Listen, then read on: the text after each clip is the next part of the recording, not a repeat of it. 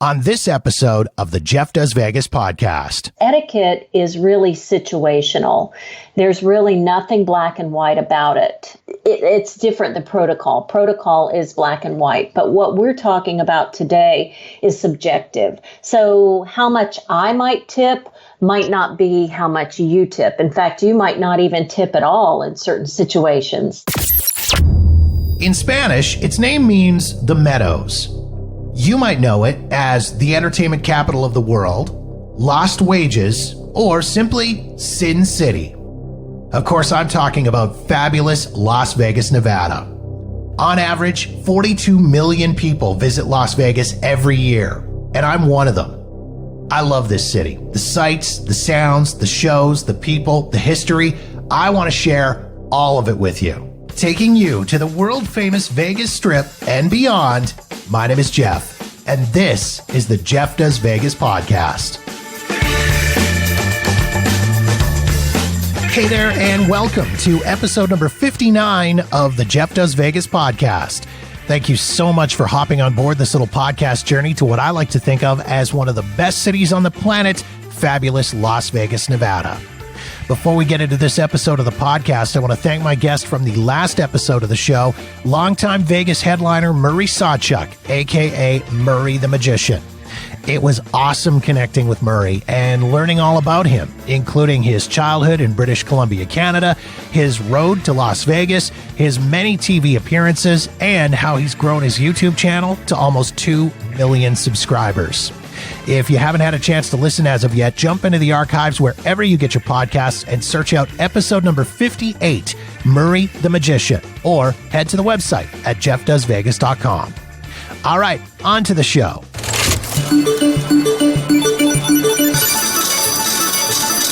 Believe it or not, one of the most divisive and controversial Las Vegas topics I've ever seen discussed online is the practice of tipping.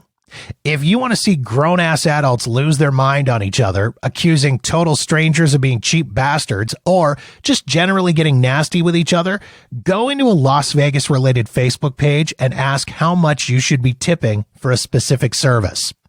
Thinking about it, though, I can understand the confusion surrounding the custom.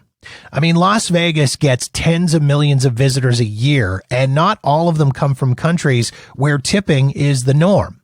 And if you're not prepared for it and you don't account for it in your budget, tipping can drain your bankroll pretty quickly. But the question still remains, who should you be tipping and how much should you be tipping them? To get the answer, I consulted a professional. My guest for this episode is international etiquette expert Jacqueline Whitmore. Ms. Whitmore is considered one of the foremost authorities on the subject of etiquette. There's a very good chance that you've seen her in one of her many TV appearances or read her advice in one of her many newspaper and magazine appearances. Jacqueline and I took a deep dive into the world of tipping. We talked about tipping at restaurants and hotels, tipping transportation providers like limo drivers, cab drivers, and rideshare drivers, and we even got into some of the Vegas-specific tipping topics like casino dealers, slot attendants, and cocktail servers. Now, something to keep in mind here, this interview was recorded before the COVID-19 shutdown in Las Vegas. So whether or not these bits of advice will still be applicable once Vegas reopens remains to be seen. In the meantime, please enjoy my conversation with Jacqueline Whitmore.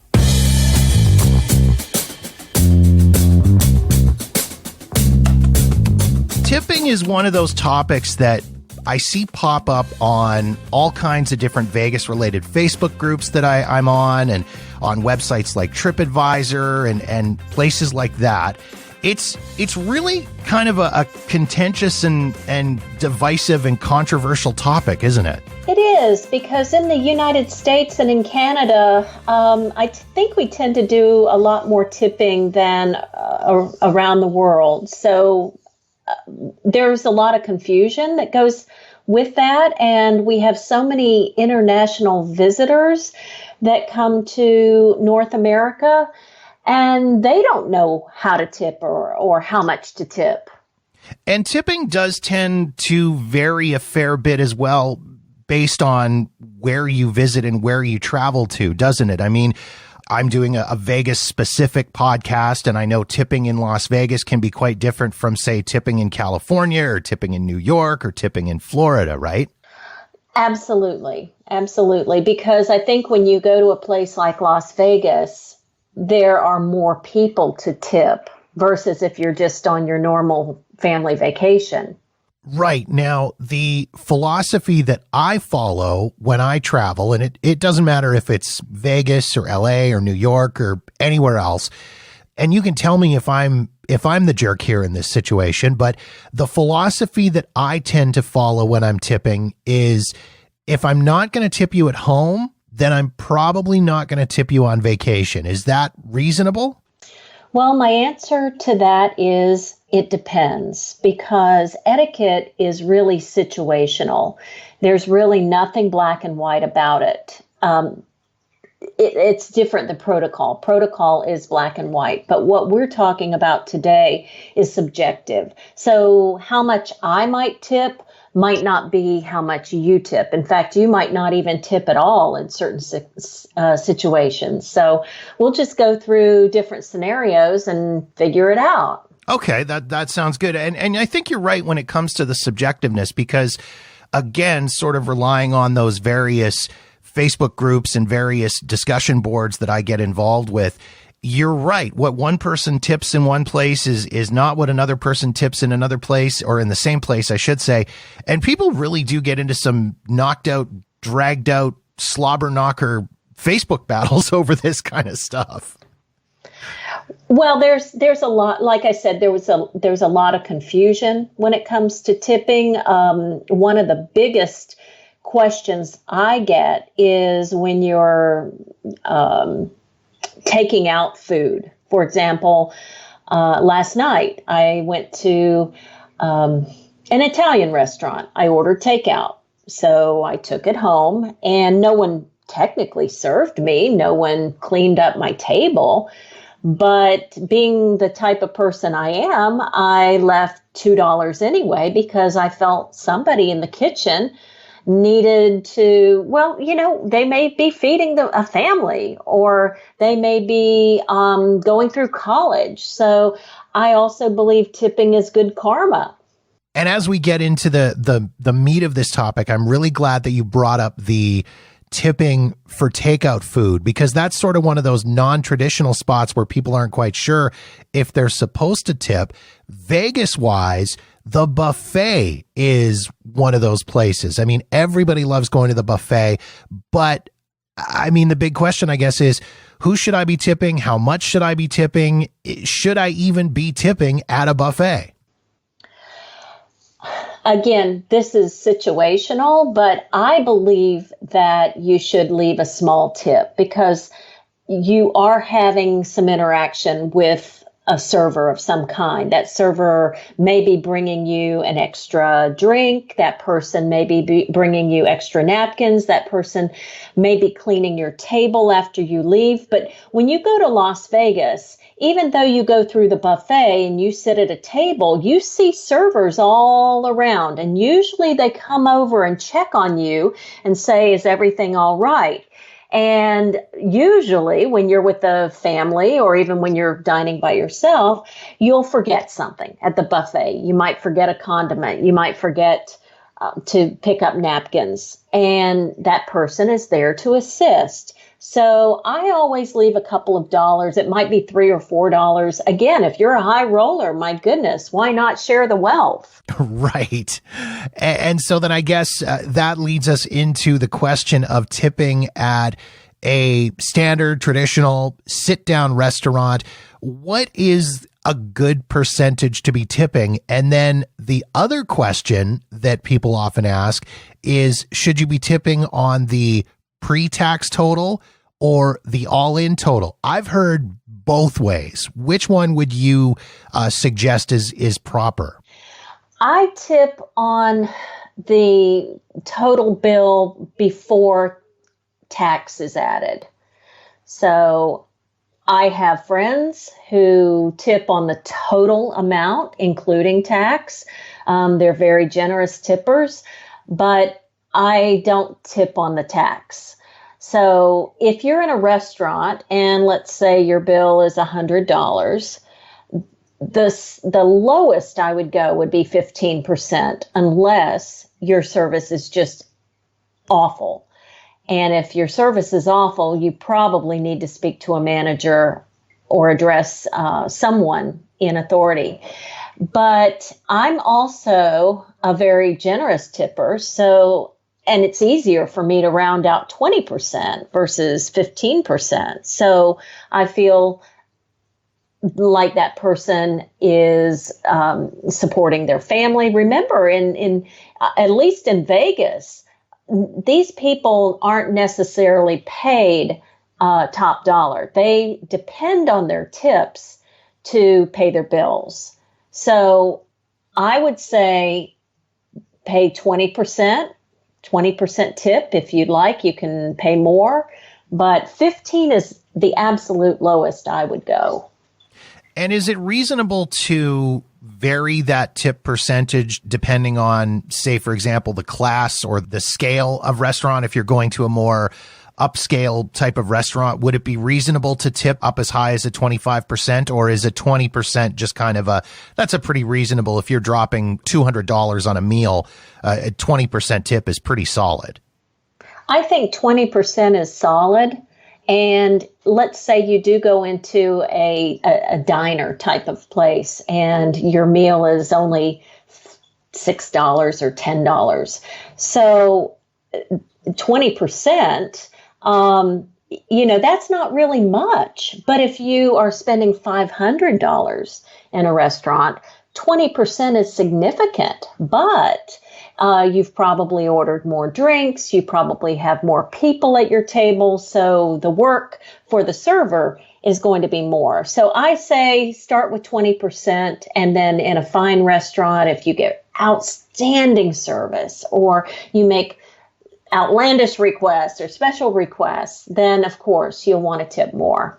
Now, Jacqueline, you did briefly touch on there, if the service or the food is bad or something's wrong, something's not to your satisfaction, decreasing the tip accordingly.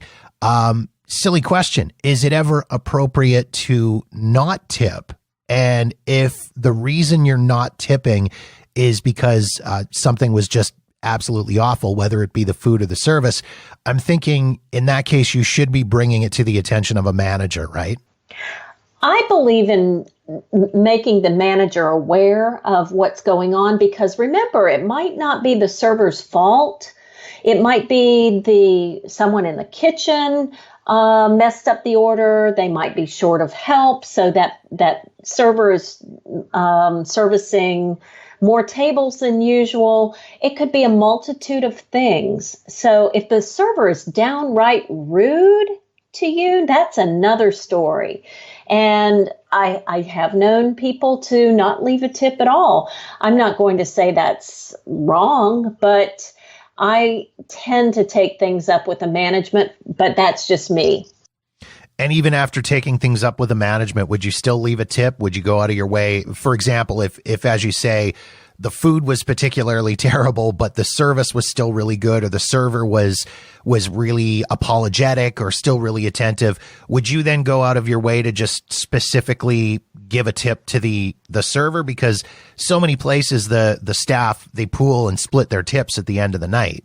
Oh, I would, because you're lucky if you like everything you order. And there's always going to be situations where something is not cooked properly. And if that's the case, then go ahead and send it back and order something else.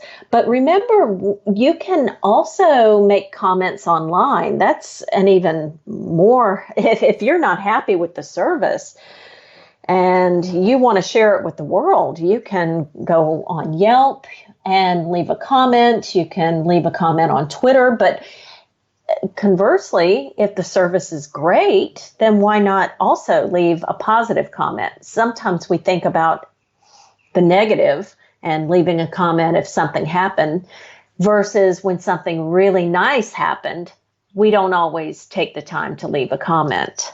That's such a good point. And I spent a lot of time working in my world in customer service and retail and such. And it's interesting that you say that, because they always kind of would say, if somebody has good service, they might tell 2 people, but if somebody has bad service, they're going to tell 20 people. That's true.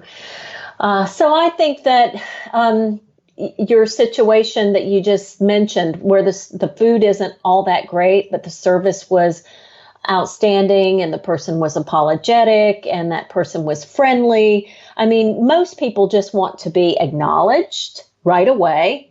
If it's a breakfast, they want a cup of coffee immediately. They don't want to sit and wait. I mean, because everybody's kind of cranky in the morning. Especially if they've been out all night partying and gambling in Las Vegas. The first thing you want, you can't even get it out as a functioning word. It's usually as, and they know right away, coffee.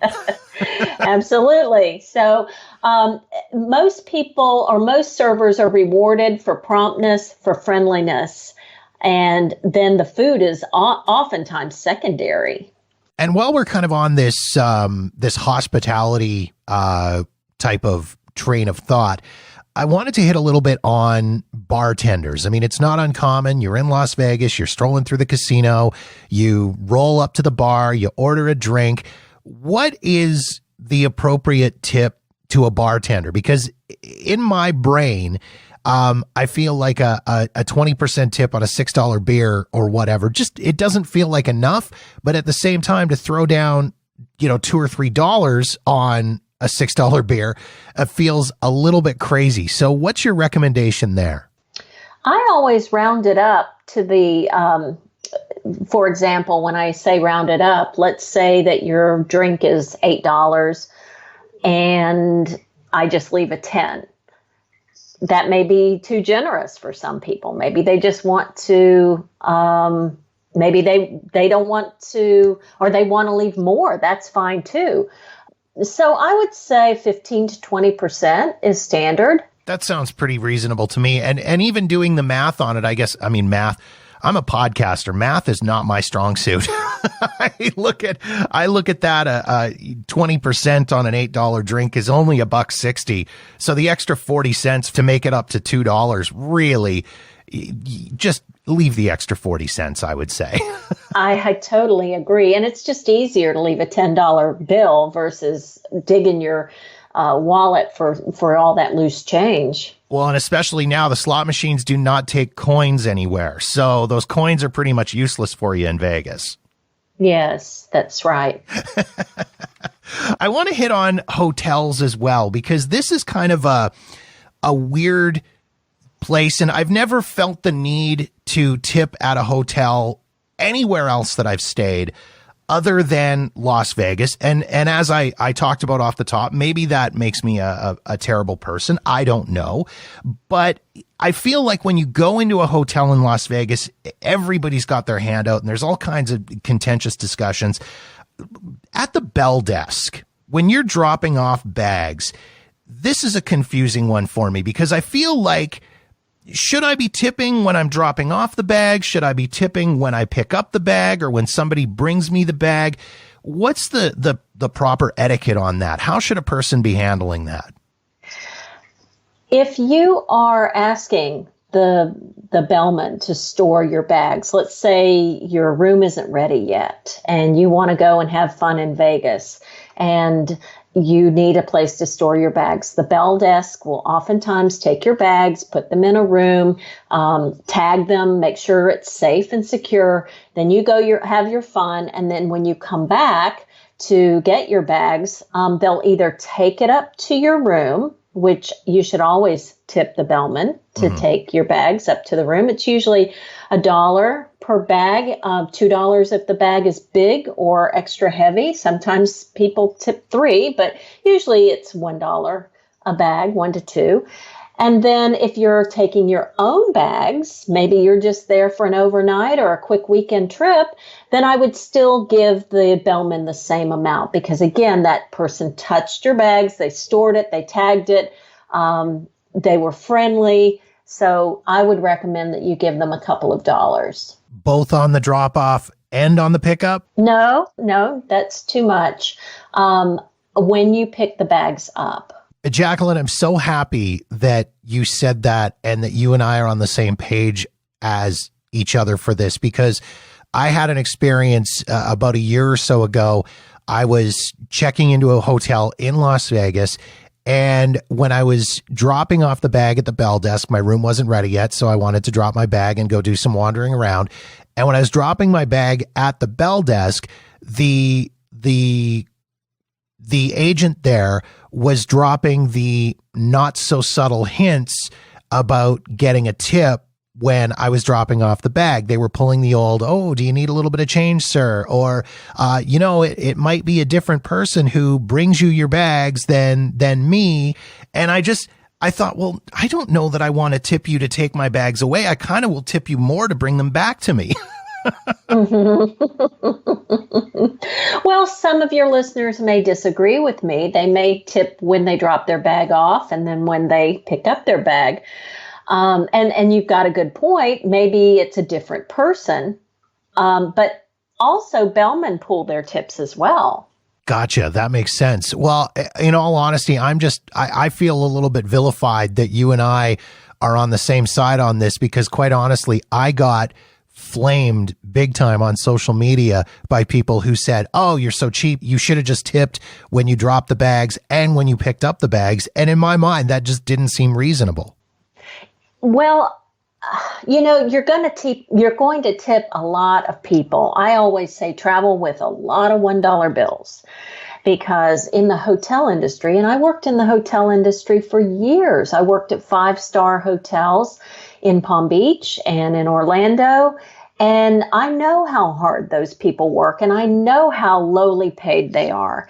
So whenever somebody touches your bag, usually if not usually, always you give them a tip. Another subject I wanted to hit on that's kind of unique to the hotel world is room service. Now, I don't have a problem tipping room service at all by any stretch of the imagination. But where things have become really interesting, and I've noticed this in the hotels that still offer room service, is most will charge a service fee for bringing you the food to your room, which again, I get that's reasonable because they're providing a service and bringing it up to you, and it's not exactly convenient.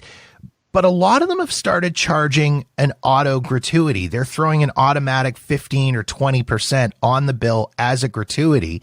If that's the case, should I still be tipping the person that brings it to my room, or is that auto gratuity? Is that there? Should I just be saying, "Thanks, here you go"? Well, you're right. Hotels will charge a service fee. Usually it's 18% for the server to bring it to your room, to set up the table, if they still do that. I mean, so many hotels now are going to these brown bag breakfasts, which I don't like. But anyway, if they bring the table in, they set it up for you, they pour your coffee, etc. That's the 18% that oftentimes they'll put on there. Then if they don't have any kind of tip on there, now if they do, if it's a automatic gratuity, I would not pay on top of that. But I'll oftentimes just ask the server, is this service charge also known as gratuity? And some of them will say yes. And then if I'm happy with the service, I might give them another $1. But other than that, I usually do not tip extra with room service because there is an additional fee already on the bill. Now, what about housekeeping? This is a very contentious one that tends to pop up on various discussion boards that I'm involved with. This is a tough one because I get it. I've been in some nasty hotel rooms in Las Vegas, and I've seen the way people treat hotel rooms in Las Vegas. Mm-hmm. So the housekeepers are earning every single penny that they make when they're there, and should be, in my opinion, the most highly paid people in Las Vegas for what they have to deal with. Tipping housekeeping is a discussion that always tends to come up. should you be tipping housekeeping? How much should you be tipping them? When should you be tipping them? I mean, is it a daily thing or whenever they're providing the service, or do you leave a little bit more at the end of your time? This is a real muddy one in my mind. You're right. They work very, very hard. I don't know if you've ever made beds for a living. I haven't, but I have watched them make beds and clean bathrooms and clean toilets and vacuum and dust and et cetera, et cetera. It's backbreaking work and it's hard work. And they're probably the lowest paid people in the industry. Most people don't think about tipping housekeepers because you don't always see them. Mm-hmm. When you're out having a good time, they come into your room and then they make the room fresh and clean, and then you come in and enjoy that room. So I tip the housekeeper every night, and it might be just a couple dollars. It's not much, $2 or $3, and I leave it on the bed or the bathroom counter because housekeepers are oftentimes different every single day. So if you leave it at the end of the stay, that person may not have serviced your room a week ago when you checked in. So it's a little bit more work for you to put the money out every single night, but it ensures that the person who cleans it that day gets that money. And I mean, I guess the other question, and this is kind of a silly one, I guess, is should I be varying my tip on how messy my room is? And the only reason I ask is that, I mean, when I travel, I'm by myself. I keep my room clean. I can't stand clutter in a hotel room. If you could see my podcast studio right now, you wouldn't believe that I can't stand clutter in a room. But in a hotel room, I can't stand clutter. And when I'm leaving, I will pick up all my pop cans or pop bottles and things like that, put them in the garbage and kind of clean up. Should I just say, you know what, I'm just going to leave a couple of bucks per night or whatever, or a little bit more at the end of it? Or should I be, I mean, how should I handle that, I guess? So I guess your question is, if you're a messy person, should you leave more money? Sure. You know what? That's a much more eloquent way of asking that question. And should I be paying for someone else to be more messy is what I guess I'm asking. Well, you're really not paying for somebody else. You're paying for that housekeeper to take care of you, or you take care of your room. And I mean, messy is subjective. I may think you're messy, but you may not think you're messy. So I guess to answer your question, I would say if you've had a party in your room and you know the housekeeper needs to clean that up the next day, then I would say be pretty generous. Leave that person some extra money. And is it just a good practice and as you said earlier, good karma to maybe leave a few extra bucks at the end of your stay just because that person is going to have to do a little extra work, like maybe changing sheets, replacing towels, things like that? Yes. That would be a good standard to apply. Just remember that last person who sees your room will be changing all the towels, all the sheets. Although, depending on your length of stay, you may have already had that done. So, that's kind of a gray area. But I would say don't forget your housekeepers. I'm happy that we were able to dive into this one in particular, because the whole whether or not to tip the housekeeping staff at a hotel is one that seems to really bring up a lot of fire and fury and heated discussion on various Vegas-related message boards and Facebook pages and such. Well, I hope more people tip their housekeeper because of this particular podcast. I also want to hit on transportation in Las Vegas. This is one of those things, and I guess this can be applied to pretty much anywhere as well. This is another really contentious one that comes up on discussions of how much you should be tipping cab drivers versus rideshare drivers, limo drivers, shuttle drivers. What you should you be basing the tips on? What kind of advice would you give surrounding getting around and transportation type tipping? For limousine drivers, I would say tip 20%. For Uber drivers, Lyft drivers, I always tip these people. You don't hand them money because they're not supposed to carry cash, but at the end of the ride, you'll oftentimes get a notification saying, would you like to tip Bob? And then I usually give a couple of dollars, depending on how long the trip was and how friendly the person was. And cab drivers, the same thing. Usually it's about 15%.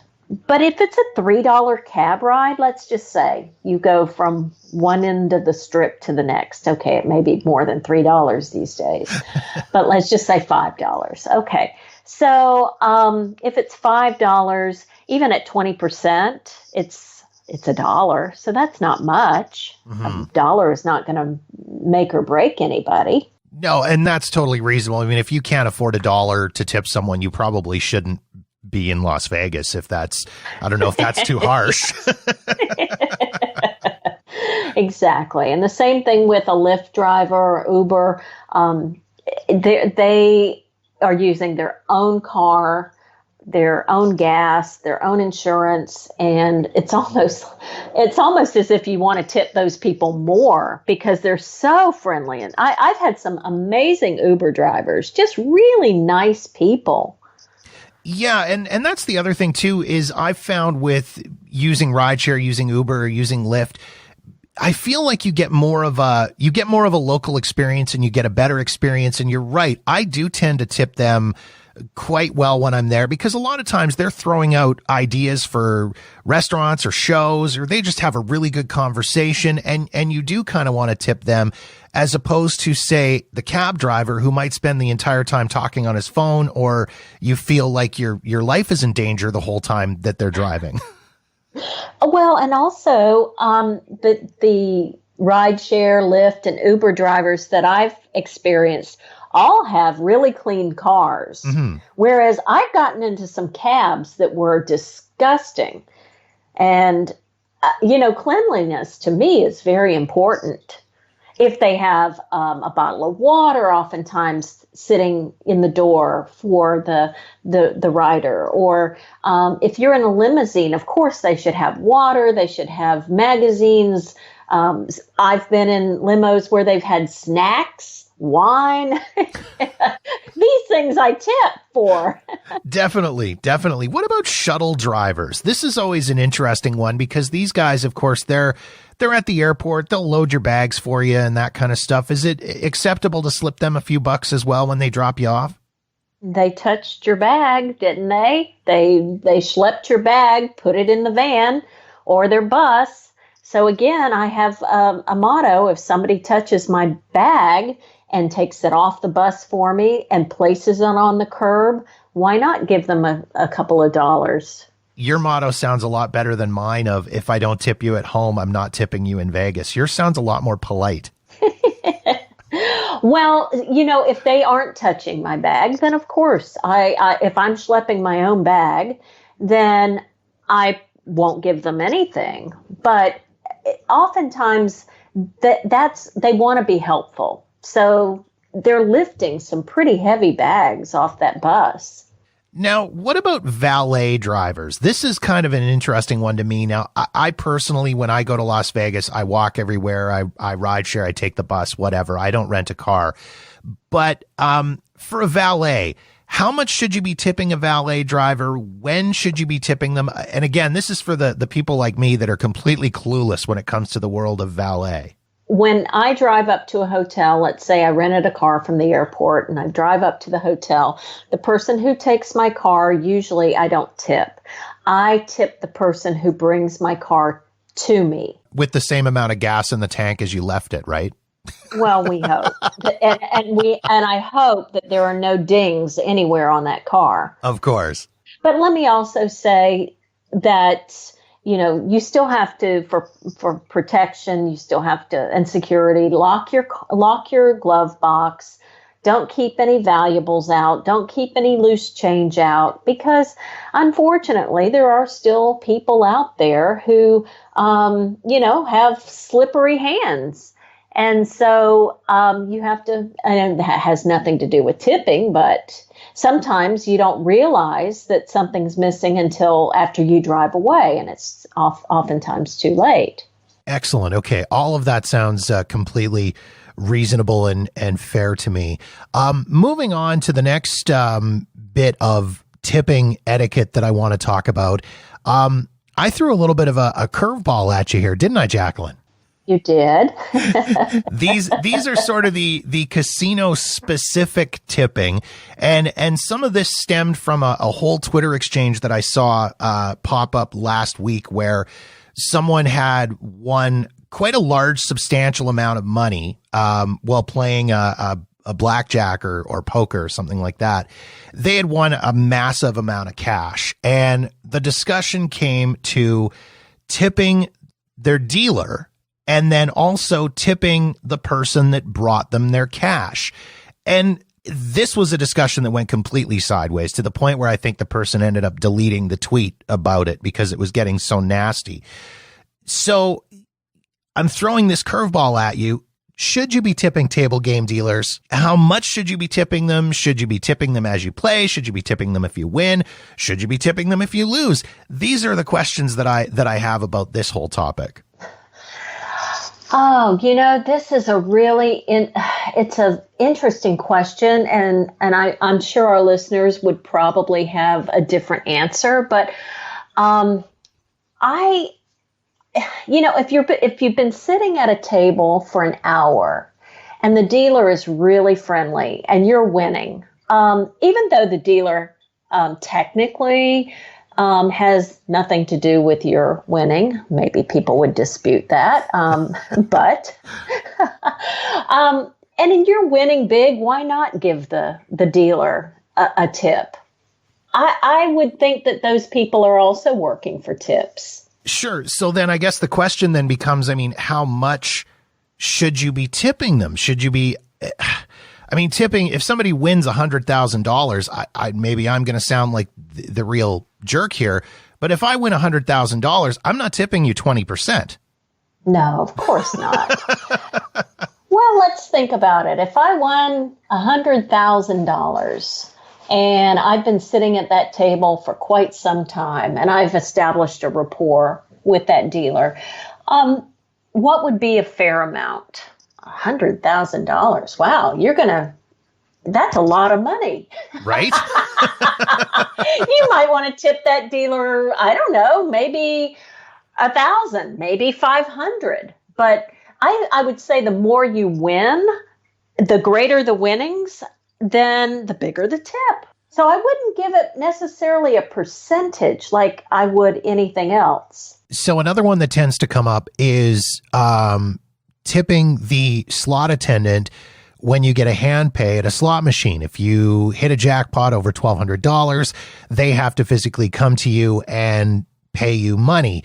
Now, I understand tipping out the dealer at a table game. You've got human interaction. You're sitting there over a certain period of time. There's a little bit of banter. There's discussion, etc. So it makes sense to me that you would be tipping out a table game dealer.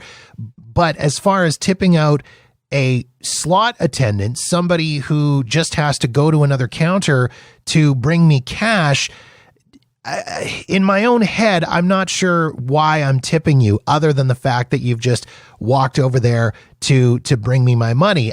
Do I tip you $10 on $1,000 win? Does that make me look cheap? Should you just be happy to be getting a tip? I'm very confused as to what the etiquette on this is. For slot attendants, I would have to agree with you, Jeff. I really, and maybe your listeners will be really angry with you and I, but I wouldn't, I don't see that they do very much. But again, maybe we need to be generous with them too. But I would tend to agree with you on this one. If I'm sitting at a table and I've been with that person for quite some time, that's one thing, but you've been sitting by yourself. Right. Yeah. And you're not, that person, like you said, isn't really doing much. So I would say if you really feel like tipping that person, that's just up to you. But I would have to agree with you. I'm so happy we're on the same page on this stuff, Jacqueline. I do have a couple of others that I wanted to hit on regarding tipping etiquette. Tour guides is one. I mean, lots of people book various types of tours when they're in Las Vegas, whether it's Grand Canyon, Hoover Dam, Red Rock, stuff like that. What is an appropriate tip with a tour guide? Tour guides oftentimes will take very good care of their tour groups. And if you've ever been on a tour group with a bunch of people, you'll know not everybody is punctual. Everybody's got their own agenda. There are different personalities, and that poor tour guide has to deal with all of that. So I'm a person who likes to tip her tour guide. It might be just $10, $20 if the tour guide does a great job, or you've been with that person all day long. But it's really not that much, but I think that those people should be tipped. And then the last one that I want to hit on, and this one might be maybe a little bit uncomfortable, a little taboo, the bathroom attendant. I always find it so awkward when I go into the bathroom and there's a dude standing there at the counter, and I know when I'm done, I'm going to have to tip this guy. You know, I feel sorry for those people because they sit there all day long, folding towels or freshening up the vanity area, giving you a towel when you leave. And oftentimes I feel really sorry for those people. So I try to leave $1 or $2, especially if they give me a towel. Even though I don't need anybody to give me a towel, it's nice that they're there. And again, I think that those people have families to feed. At least in my mind, they seem like they do. And let's face it, they're spending their entire day in the bathroom. That's not a fun gig. No, it's probably the worst gig. Oh, goodness. Well, Jacqueline, I feel like the big takeaway on all of this when it comes to tipping is there is certain etiquette surrounding it, but at the end of the day, it really is subjective and it really is what you're comfortable with. Am I on base there? You're totally on base, Jeff. Excellent. Well, you've definitely made me feel a lot better about my own personal tipping habits when I'm down in Las Vegas. I feel like I'm right on target with what I'm doing, and hopefully, we've helped to educate some people, some first-time visitors, maybe some veterans that might have to do some adjustments to their tipping habits as well. Jacqueline, you are an etiquette expert. If people want to find out a little bit more about you and maybe do a little bit more research into other etiquette related topics, how can they go about doing that? How can they search you out? Oh, it's simple. They can just Google Jacqueline Whitmore or go to my website, which is etiquetteexpert.com. Excellent. Well, Jacqueline, thank you again for taking the time to chat today. This has been super eye-opening, and I really do appreciate it. My pleasure. It's been a lot of fun. Thank you, Jeff.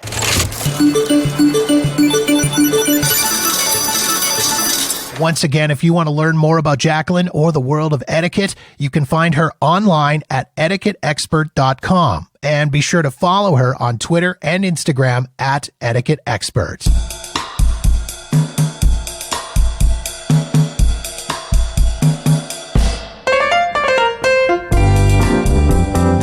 And that wraps up another episode of the podcast. If you've got feedback on this episode of the show, or any other episode for that matter, or you've got suggestions and ideas for topics you'd like me to cover on the podcast, please feel free to reach out to me via Facebook, Twitter, or Instagram at Jeff Does Vegas.